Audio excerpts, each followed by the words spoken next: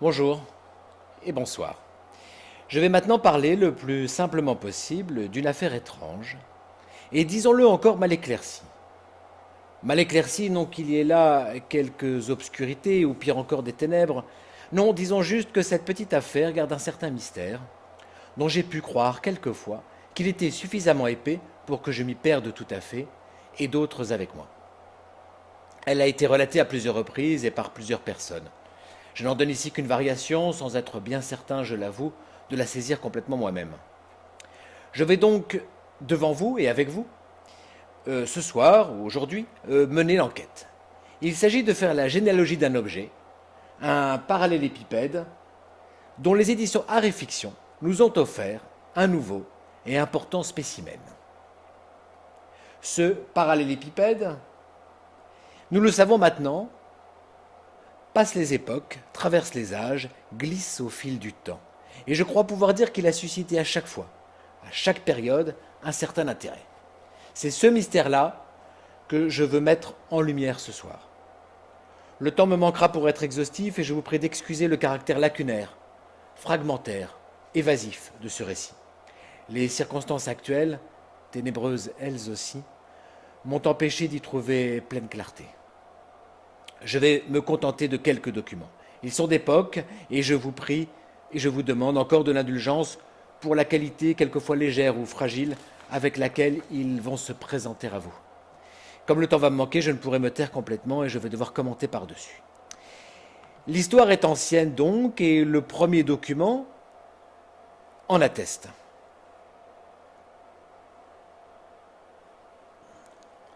Nous allons à l'aube de l'humanité.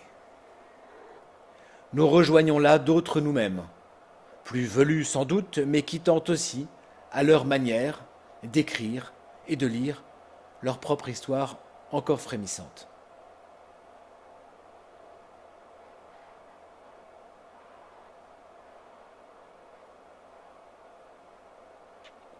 On le voit ici, dans ce document rare, que l'objet en question, déjà curieusement estampillé art et fiction, comme si le temps en spirale nous jouait des facéties, cet objet donc aurait d'emblée composé une sorte de société, une petite communauté autour de lui.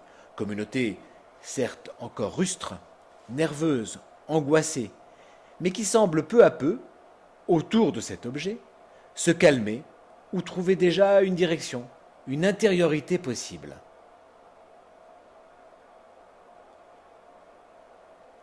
Je ne vais pas pouvoir répondre à la question pourquoi, à la question piège du pourquoi.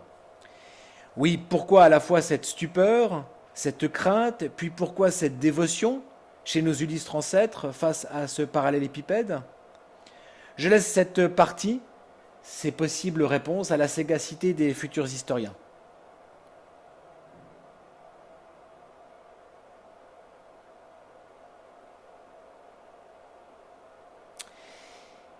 Ce qui me paraît notable à regarder ce document, c'est que ce parallépipède, dont je disais qu'Aréfiction nous avait proposé un des derniers spécimens, aurait donc existé d'emblée sous une forme primitive, primordiale, et pourrait s'apparenter, on va le découvrir dans quelques instants, à une sorte de divinité. Plus tard, on parlera de Béthyle pour évoquer ces pierres noires, ces stèles posées dans les régions désertiques. Au fil des années, donc, de génération en génération, quelque chose se passe autour de ce parallélépipède. Il attire la convoitise des chercheurs d'or et déclenche bien souvent des rires, des danses étranges et une joie sans pareille. On le découvre dans ce nouveau document,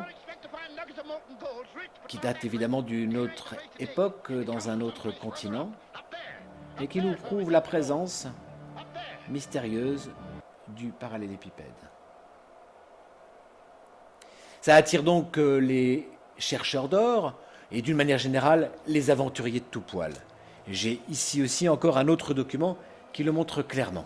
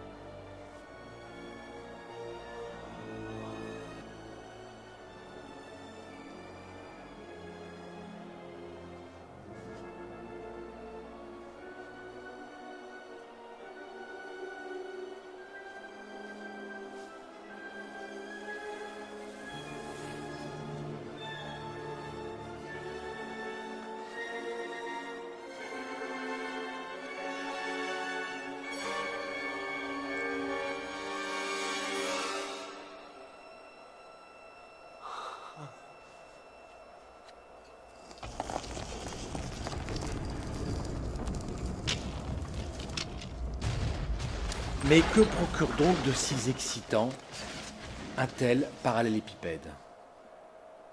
Pourquoi génère-t-il une telle convoitise, une telle avidité à travers les époques et à travers les pays? C'est maintenant qu'il nous faut quitter les rivages exotiques, les aventures rocambolesques, la frénésie de l'action. Il nous faut entrer dans un labyrinthe plus réfléchi, plus intérieur, plus complexe. Il nous faut ouvrir la boîte de ce parallélépipède. Cette petite boîte, je le disais, ne comporte pas un, mais plusieurs trésors. Et il s'agit maintenant de s'en approcher. Il s'agit, pour nous aussi, d'effeuiller ce mystère.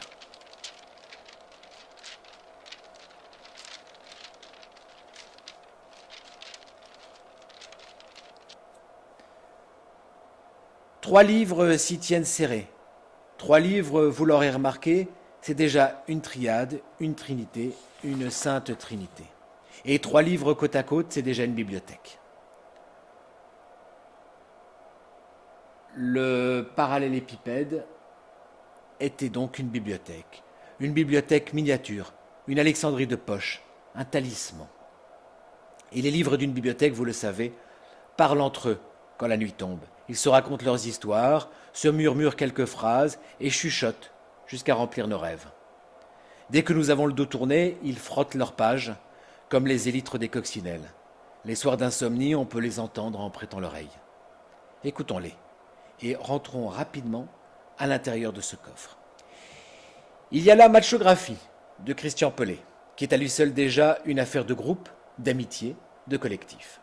Ce portrait d'un petit clan d'amis pourrait être vu aussi comme la miniature d'une maison d'édition, son reflet dans des yeux d'or. On y découvre une petite société masculine, ils sont 6, quelquefois 5, aux prises avec les grandes questions de la vie qui sont aussi les petites questions intimes.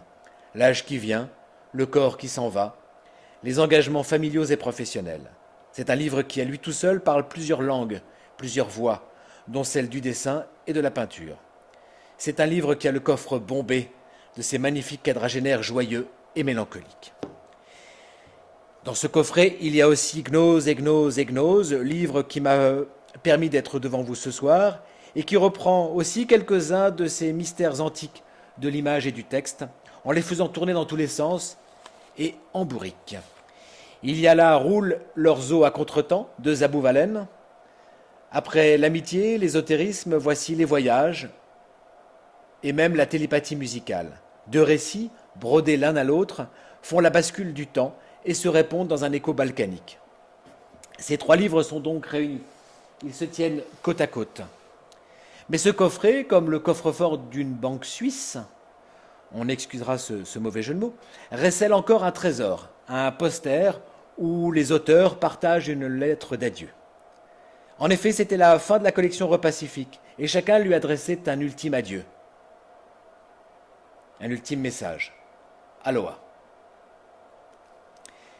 Et comme on va le voir dans ce dernier document, un found footage rare et que j'ai mis longtemps à obtenir, le dernier lecteur, celui qui arrive dans son île isolée, découvre avec bonheur ce coffret, c'est-à-dire sa survie. Sur l'atoll perdu au milieu du grand océan, c'est la civilisation qui recommence. Non pas la civilisation des colonisateurs ou des prédateurs, non pas celle des destructeurs, mais la seule civilisation qui vaille, celle des rêveurs, celle des lecteurs. Pacifique, repacifique.